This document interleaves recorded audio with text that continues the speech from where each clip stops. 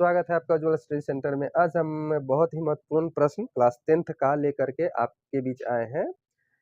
प्रश्न है, सिद्ध करें कि √2 एक अपरिमेय संख्या है। ठीक है, ये क्लास 10th की बहुत ही महत्वपूर्ण प्रश्न है। इस प्रश्न से 2 या 3 नंबर का आपके बोर्ड एग्जाम में पूछता है, ये तय है। पिछले 4-5 सालों से देखा गया हुआ है जो ये प्रत्येक बोर्ड एग्जाम में पूछता है। भले इसका डिजिट चेंज रहता है, जैसे हम यहाँ पे √2 दिए हैं तो √3, √5, √7 है ना, 3 प्लस √5, 3 माइनस √5, ऐसे करके इन क्वेश्चनों को बार बार रिपीट कर करके बोर्ड एग्जाम में पूछा जा रहा है। ठीक है, और ये 2 से 3 नंबर में आता है, इस बार भी आने की संभावना है। आप लोग इस प्रश्न को देख लीजिए, एकदम पूरा वीडियो अगर देख लीजिएगा, अच्छे से समझ लीजिएगा तो बिना बनाए हुए आपके दिमाग में ये आ जाएगा। ठीक है, फिर आप लोग √3, √5, √7 को अपने आप से इसको आप निकाल लीजिएगा। तो आइए अब हम देखते हैं, जैसे यहाँ पे दे रहा है जो सिद्ध करे कि √2 एक अपरिमेय संख्या है। अपरिमेय संख्या √2, √3, √5, पाई, ये सब अपरिमेय संख्या है। यानी परिमेय संख्या, जैसे अगर हम √16 कहते हैं तो √16 एक परिमेय संख्या। क्यों? क्योंकि √16 का वर्ग हो जाता है क्या, इसका वर्ग तोड़ेंगे तो ये हो गया क्या, 4। √16 का वर्गमूल कितना हुआ, 4 है। इसका पूर्ण वर्ग हो जाएगा, है ना, 4। लेकिन यही √2 का अगर करते हैं तो √2 का कोई पूर्ण वर्गमूल नहीं होती है। ठीक है, तो जिस संख्या के ऊपर रूट हो, जिसका पूर्ण वर्गमूल ना हो पाए, वह अपरिमेय होती है, या जिसको भिन्न के रूप में न लिख सकते हैं वह अपरिमेय संख्या होती है। ठीक है, तो यहाँ पे अब हमको साबित करना है। हम जान रहे हैं जो √2 है, जिसके ऊपर रूट है, रूट न टूटेगा, वह अपरिमेय संख्या होगा। इस क्वेश्चन में हम यही देखेंगे, जो जिसके ऊपर से रूट अगर न टूट सकता है वह अपरिमेय संख्या होती है। ठीक है, तो ये हमको पता है जो अपरिमेय है, लेकिन फिर भी इसको क्या करना है, साबित करना है। जैसे एक मुजरिम को, चोर को साबित करने के लिए कुछ न कुछ सबूत जुटाना होता है।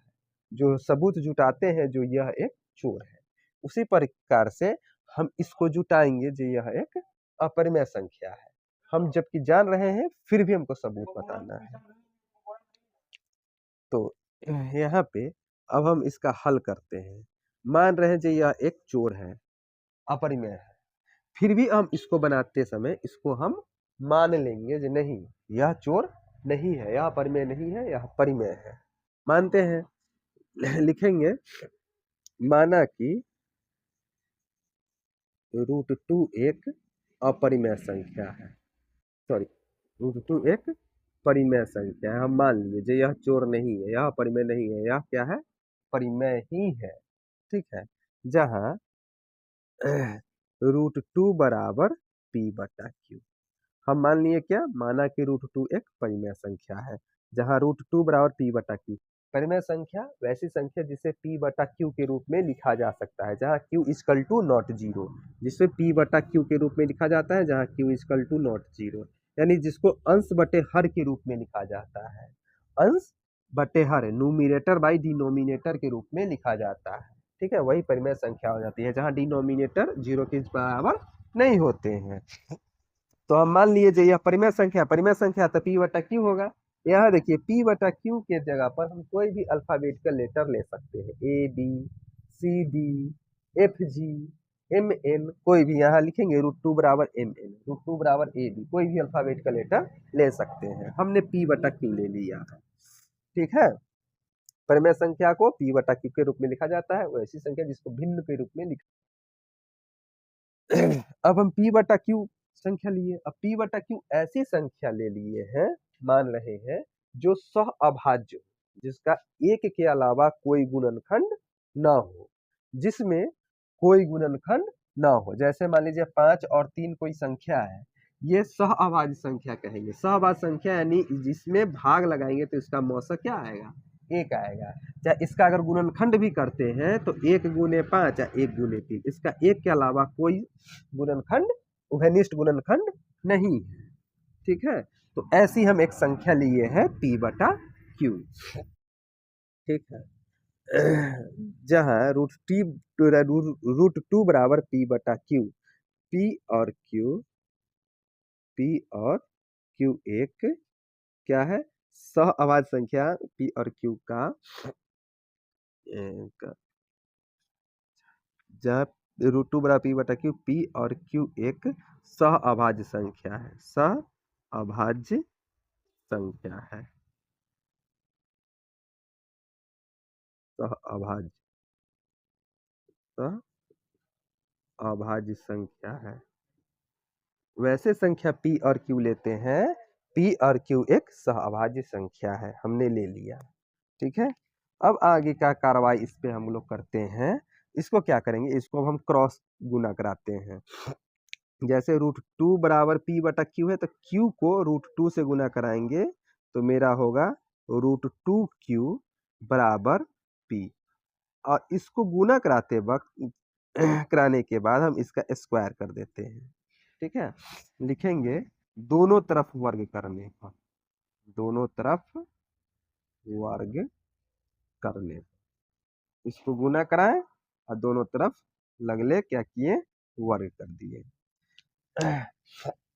वर्ग करते हैं तो हम पाते हैं कि दोनों तरफ रूट टू क्यू स्क्वायर बराबर पी स्क्वायर। क्यू को इसे भेजे हैं तो रूट टू क्यू, और दोनों तरफ हम इसको अब वर्ग कर दिए। तो रूट टू का वर्ग अगर करेंगे तो रूट से वर्ग हट जाता है, वर्ग से रूट हट जाता है, तो टू क्यू बराबर टू क्यू स्क्वायर, क्यू का स्क्वायर करेंगे तो क्यू स्क्वायर बराबर पी का स्क्वायर करेंगे तो मेरा आएगा पी स्क्वायर। अब टू यहाँ पे मल्टीप्लाई में है तो क्यू स्क्वायर बराबर पी स्क्वायर बटे टू। यहाँ अब आप देखिए क्यू स्क्वायर बराबर मेरा क्या आया, पी स्क्वायर बटे टू आया। पी स्क्वायर बटे टू, बटा के मतलब होता है नीचे से ऊपर वाले में भाग लग जाएगा। ठीक है, यहाँ पे आपका आया मेरा क्यू स्क्वायर बराबर पी स्क्वायर बटे, यानी p का जो स्क्वायर है वो 2 से विभाजित है। कहने का मतलब है, जो मान लीजिए मेरा एक कोई संख्या है 6, 6 का स्क्वायर 3 से विभाजित है, तो 6 का स्क्वायर 36 बटे 3, यानी हिसाब आया मेरा 12। तो जिस संख्या का स्क्वायर यानी 6 का स्क्वायर 3 से विभाजित है, तो क्या 6 का स्क्वायर 3 से विभाजित है, तो क्या 6 भी 3 से विभाजित होगी, होगी। जब 6 का स्क्वायर जब विभाजित है तो 6 भी तो होगी ना, है? उसी तरीके से यहाँ पे कह रहा है पी स्क्वायर बटे टू, यानी पी स्क्वायर जो है वो कितने से विभाजित है, 2 से विभाजित है, तो पी भी कितना से विभाजित होगा, 2 से विभाजित होगा। जिस संख्या का स्क्वायर, किसी भी संख्या का स्क्वायर अगर उस संख्या से विभाजित होती है तो वह संख्या भी उससे विभाज्य होगी। तो पी स्क्वायर जब 2 से विभाज्य है तो पी भी 2 से विभाज्य है। बस यह देखना है अब हमको, क्या कहता है, पी और क्यू कौन सी संख्या है, सहअभाज्य है, यानी पी और क्यू का कोई उभयनिष्ठ गुणनखंड नहीं है एक के अलावा। लेकिन अब हमको यहाँ पे जब हम बनाए हैं, इसको सॉल्व किए हैं, तो देख रहे हैं जो पी स्क्वायर 2 से भी विभाजित हो रही है। यहाँ देखिए पी स्क्वायर 2 से भी विभाज्य हो रही है। ठीक है, पी स्क्वायर 2 से विभाजित होती है तो पी भी 2 से विभाज्य होगी। इसको हम यहाँ पे ले लेते हैं समीकरण नंबर 1। पुनः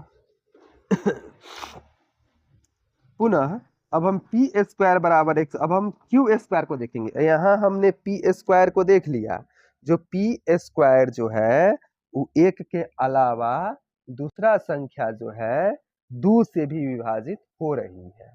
हमने क्या माना था, जो पी और क्यू एक सहअभाज्य संख्या है, लेकिन देख रहे हैं जो नहीं, यह 2 से भी विभाज्य है। अब हम क्यू के लिए देख लेते हैं, जो क्या क्यू का भी कोई विभाजित संख्या है, क्यू और भी किसी और दूसरे से विभाजित हो जाती है। उसके लिए अब हम देखते हैं पुनः p बराबर एक तीसरी संख्या ले लेते हैं। ठीक है, जो p के बराबर हो, p बराबर 2r हम मान लेते हैं। इसको माना हमने p बराबर 2r माना, किसके लिए, अब q के लिए। देखते हैं जो Q क्या दूसरी संख्या से विभाजित होती है। तो हमने मान लिया P बराबर क्या 2R, ठीक है। तो अब हम समीकरण 1 से रखेंगे क्यू स्क्वायर बराबर पी आर क्या माने हैं 2R, पी स्क्वायर है यहाँ पे, तो इस जगह में हम रखेंगे 2R बटे 2 का स्क्वायर। इसका स्क्वायर हम करेंगे, क्यों क्यों करेंगे, क्योंकि यहाँ पे मेरा पी स्क्वायर है, हमने पी बराबर माना है, पी बराबर 2R माना, तो पी के जगह पर 2R रखेंगे, स्क्वायर है तो स्क्वायर कर देंगे। कहाँ से आया ये समीकरण 1 से, समीकरण 1 से हमने इसको लिया है, इसको हमने समीकरण 1 से लिया और इसमें हमने मान इसका p बराबर पुट कर दिया। अब यहाँ पे देखिए क्यू स्क्वायर बराबर 2 का स्क्वायर करेंगे तो 4R स्क्वायर बटे 2, 2 से 2 कट जाएगा, यानी क्यू स्क्वायर बराबर 2R स्क्वायर, R स्क्वायर बराबर क्यू स्क्वायर बटे 2। देखिए है सो मेरा 2 से विभाजित है और क्यू स्क्वायर जो है वो भी मेरा 2 से विभाजित है, जबकि हमने क्या माना था, जो मेरा P और Q जो है वह सअभाज्य संख्या है, यानी जिसका गुणनखंड केवल 1 हो। लेकिन यहाँ पे हमको ये बनाए हैं तो हमको प्राप्त हुआ है जो नहीं पी स्क्वायर, जो भी स्क्वायर यदि किसी संख्या का वर्ग यदि उस संख्या से विभाज्य हो तो वह संख्या भी विभाज्य होगी। तो P और Q यहाँ पे देखिए और यहाँ पे दोनों मेरा एक के अलावा दूसरे संख्या से भी विभाज्य है। तो यहाँ हम अब लिखेंगे यहाँ, इसके बाद यहाँ P तथा Q दो से विभाज्य, दो से विभाजित होती है क्या है, यहाँ P तथा Q कितने से विभाजित होती है, 2 से विभाजित होती है, जबकि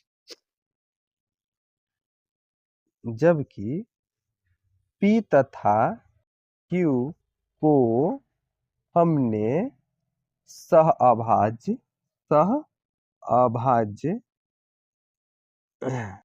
संख्या माना था,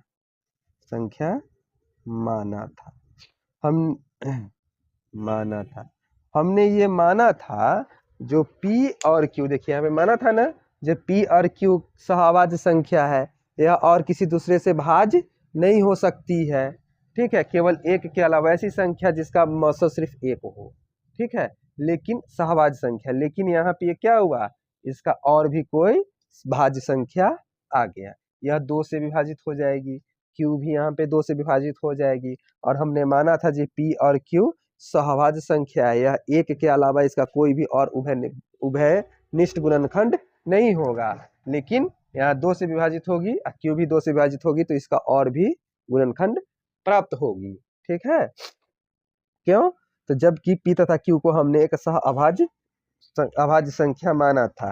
यह विरोधाभास यहाँ पे लिखेंगे इसको, यह परिणाम हमको गलत प्राप्त हुआ, यह विरोधाभास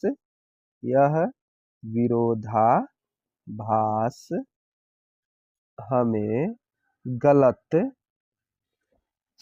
कल्पना करने के कारण प्राप्त हुआ है।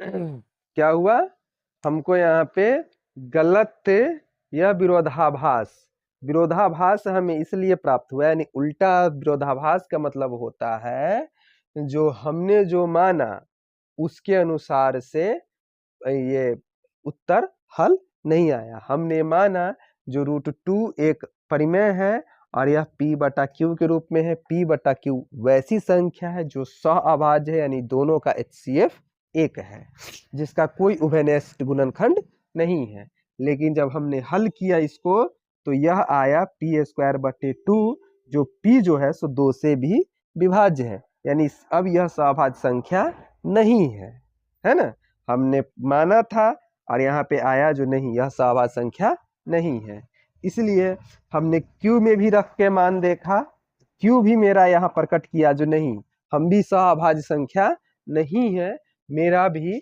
एक के अलावा कोई और दूसरा उभयनिष्ठ गुणनखंड है। हमने माना था तो हमको यह प्राप्त नहीं हुआ। ठीक है, तो लिखेंगे यहाँ P और Q 2 से विभाजित होती है, जबकि P तथा Q को हमने सहवाच संख्या माना था।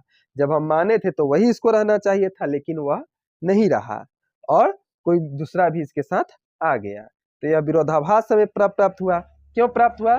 क्योंकि हमने कल्पना ही गलत किया। जब हमको जो माना उसके अनुसार से नहीं आया तो हमने यह कल्पना गलत किया। कल्पना गलत किया तो यानी हमने जो माना वो नहीं होगा। ठीक है, तो कल्पना करने से प्राप्त हुआ, तो यह गलत कल्पना करने से हमें प्राप्त हुआ। तो हमने गलत कल्पना कर ही लिया था, जो √2 एक परिमेय संख्या है। तो हम ये जब हमको प्राप्त नहीं हुआ तो हम मान लेंगे जो √2 एक परिमेय संख्या नहीं है, √2 एक अपरिमेय संख्या है। तो लिखेंगे इससे निष्कर्ष निकलता है कि, क्या निष्कर्ष निकलता है कि मेरा माना हुआ परिणाम गलत है। इससे निष्कर्ष निकलता है कि √2 एक अपरिमेय संख्या, अपरिमेय संख्या, यही ना हमको ज्ञात करना था, यही ज्ञात करना था। और यही ऐसे ही इसका हल होगा। ऐसे ही जैसे √2 का किए हैं, सेम उसी तरीके से √3 का हल हम ऐसे निकाल सकते हैं। 2 के जगह पे 3 रखेंगे, सब मान वैसे ही मानेंगे, अल्फाबेटिकल आपको जो मन होगा ले लेंगे। ठीक है, और जब परिमेय मानेंगे तो परिमेय अंश बटे हर के रूप में ही होता है। और परिमेय में वैसी संख्या P और Q वैसी संख्या लिए हैं जिसका जो सह अभाज्य है, यानी जिसका गुणनखंड केवल एक हो। लेकिन जब हम इसका हल किए हैं तो देखिए मेरा गुणनखंड कोई और दूसरा भी आया। जब 2 से इसको P को विभाजित करेंगे तो इसका गुणनखंड कोई और भी होगा। ठीक है, तो यहाँ पे इसलिए लिखे हैं जबकि P तथा Q को हमने सहवाच्य संख्या माना था और ये हमको किसी और से विभाजित होती हुई प्रतीत हो रही है, इसलिए यह गलत कल्पना है और यह गलत परिणाम आया हमको। ठीक है, इसी तरीके से √3 का, √5 का, √7 का निकाल लीजिएगा। और भी हम इसके ऊपर वीडियो लेकर के आएंगे, तब तक इसको देखिए और अच्छे से